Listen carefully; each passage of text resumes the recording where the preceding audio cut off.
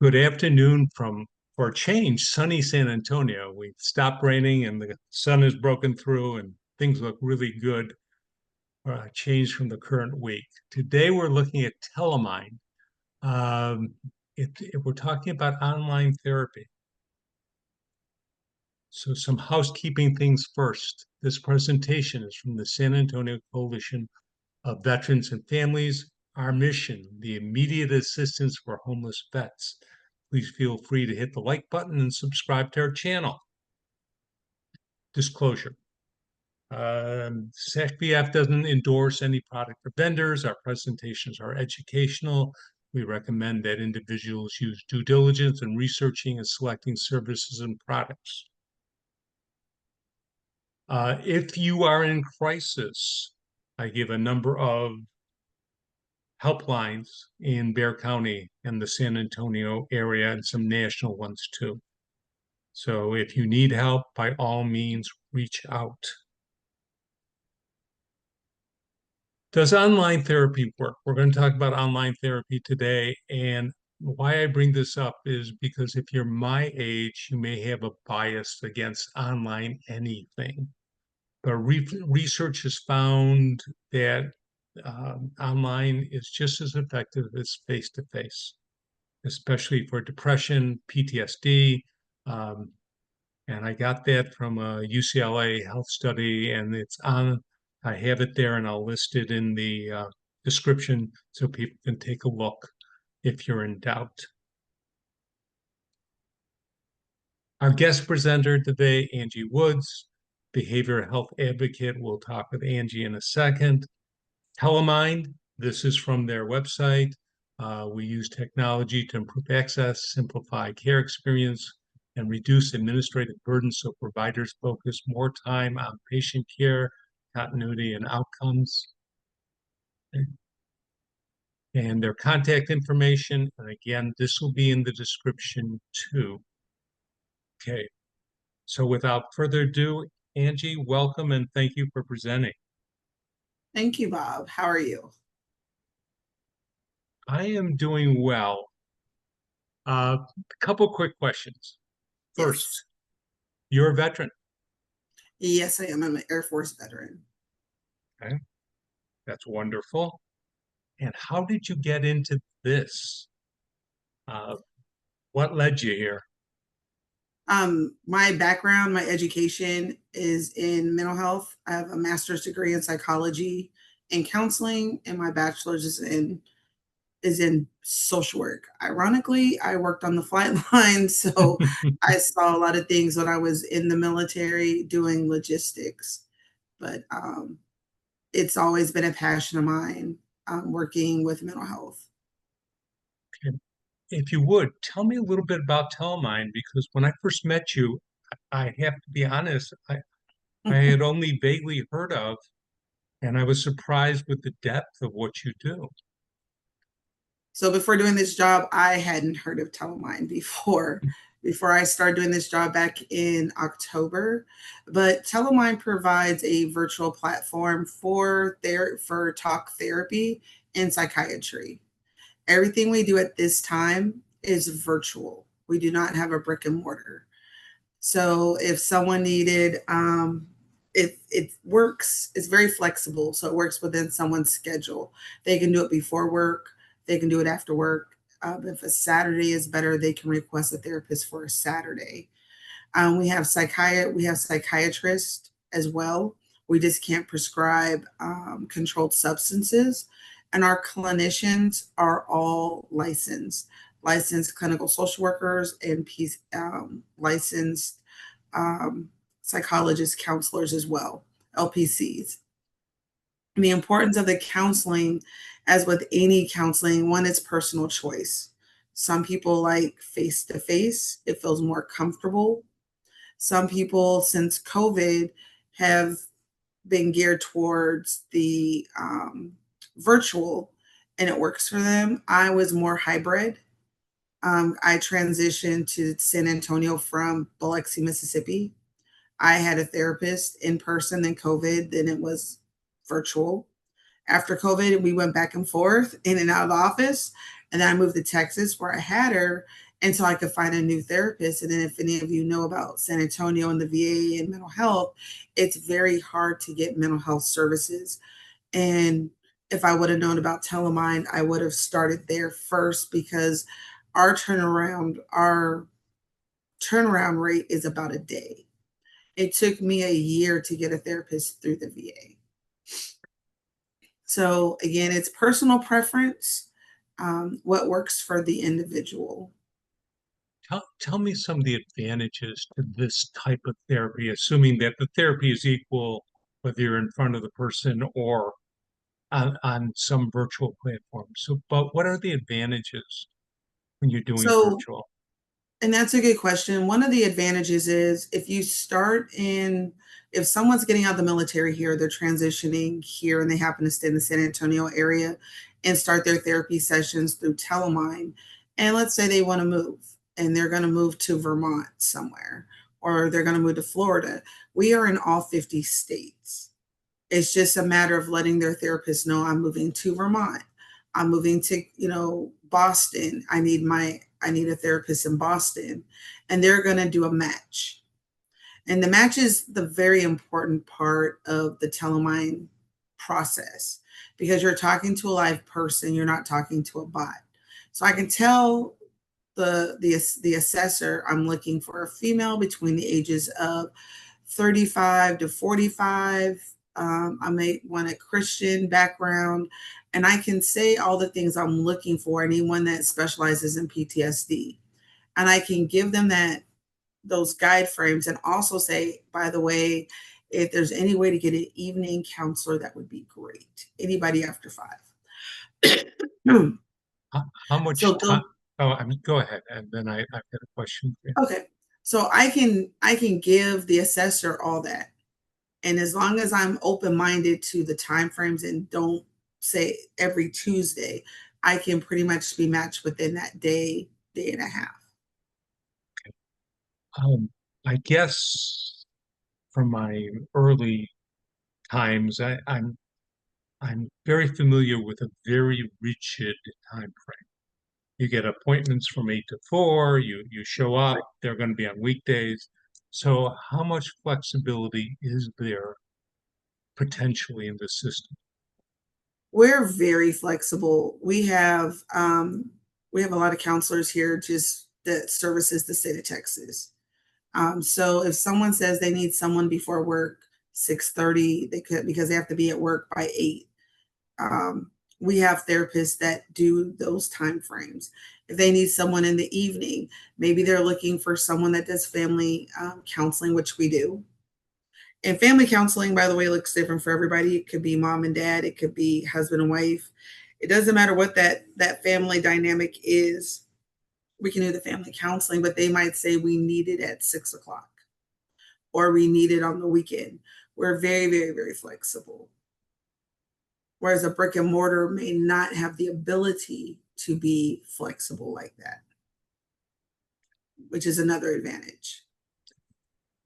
And it's obvious that there's a lot of logistical advantages in doing telehealth, um, as far as commute time and Right. on and on. You have some unique ties to TRICARE, Champ VA, so it's not Mhm. like you're a stranger in the mix. Can you talk about that a little bit? So we are in network with TRICARE. So all the TRICARE, like TRICARE Prime Select. We're also with the Champ VA and TRICARE VA. So as someone is transitioning, doesn't matter what kind of TRICARE bucket they're in, we can service that individual. Now, if someone's transitioning, and let's just say hypothetically they're a veteran, but they're not on Champ VA yet, they don't have their TRICARE anymore. Can they still use our services? Yes, because we have 15 other other commercial insurances that we do take. Blue Cross Blue Shield, Aetna, Humana are just top ones, just to name a few.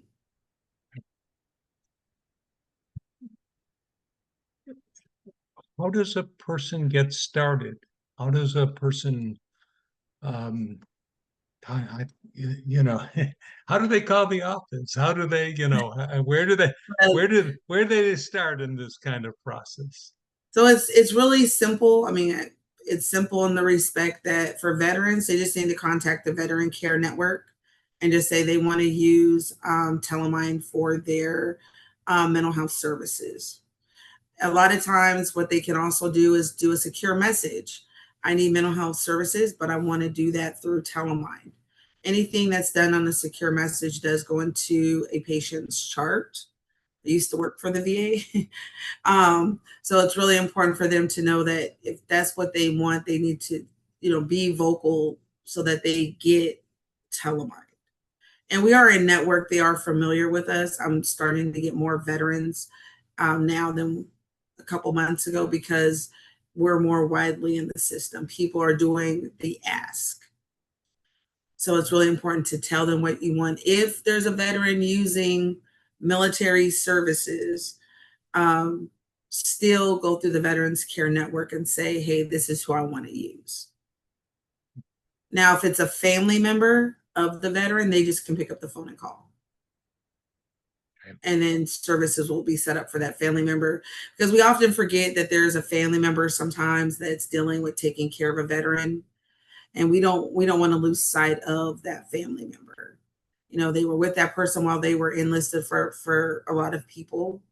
Now they're out and they have to take care of them, and we can't pour out of an empty cup. So we want to make sure that spouses, kids that are 5 and above, even the ones in college, as long as they're covered by TRICARE, CHAMP VA, or TRICARE VA, TRICARE VA, CHAMP VA, or TRICARE Prime, any of the TRICAREs can utilize the service. I'm going to ask you the obvious question. How do people find out about this service?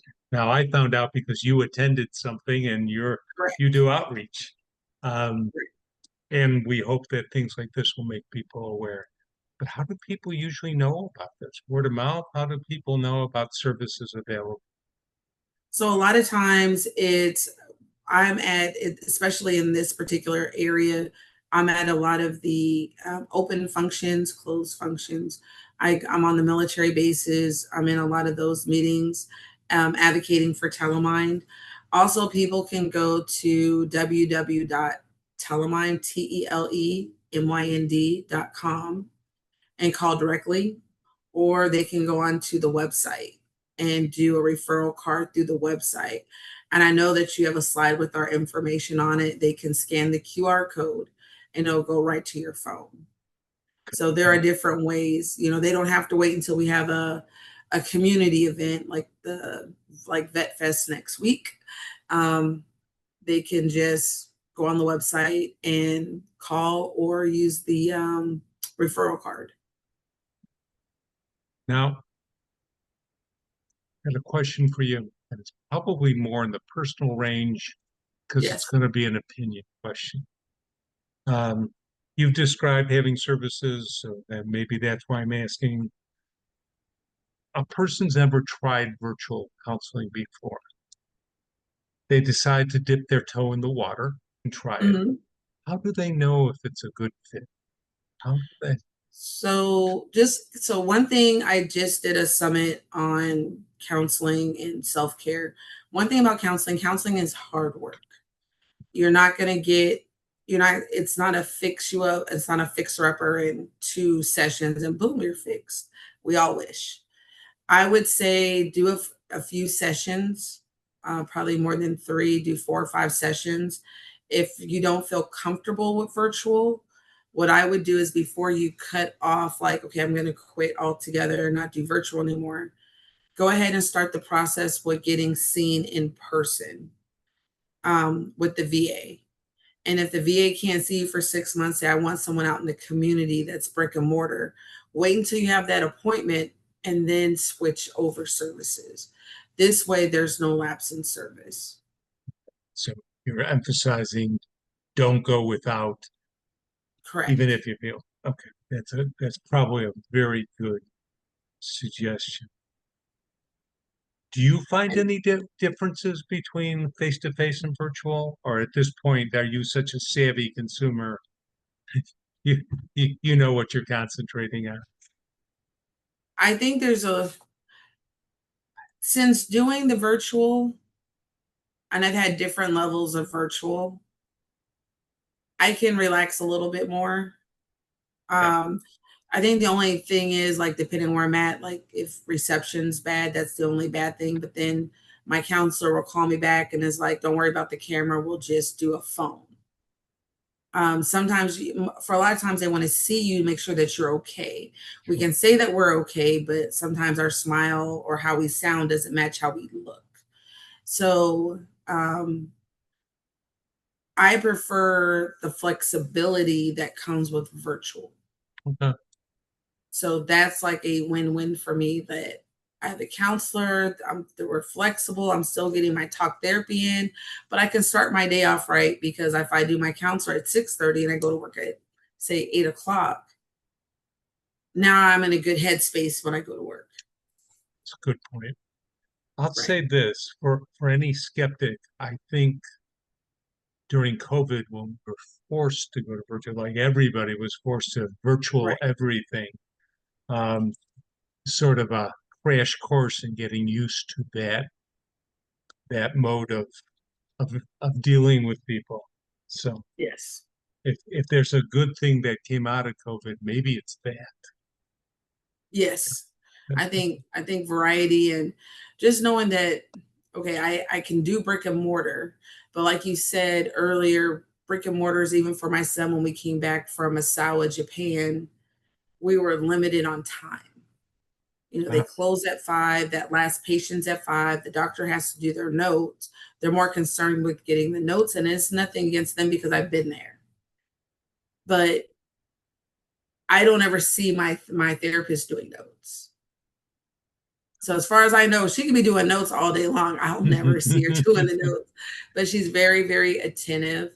I can choose a male, I can choose a female, and for the most part, they'll re-up the referral, so there's not a lapse in me getting my services.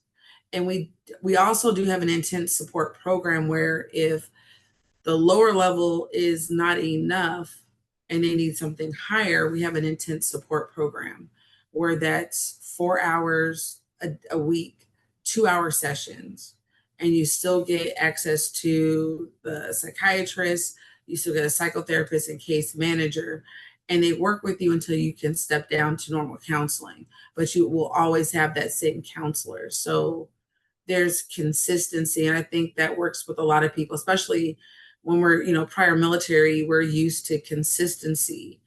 We're used to, certain buzzwords, and consistency is definitely one of the buzzwords. Interesting. All right, good points. Anything else you want to say to the group? Wow. Also don't forget about, I call them the littles, the children that are 5 and above.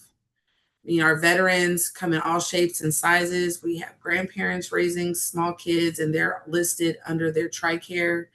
Um, and sometimes they need that therapy as well. And we do children's counseling, adolescent counseling, and all the way up to college.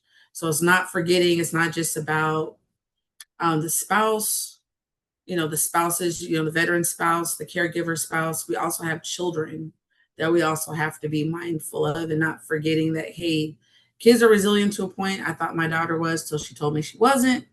Um, I True. was like, you should have told me sooner, but it was okay. She's like, it's okay, mom.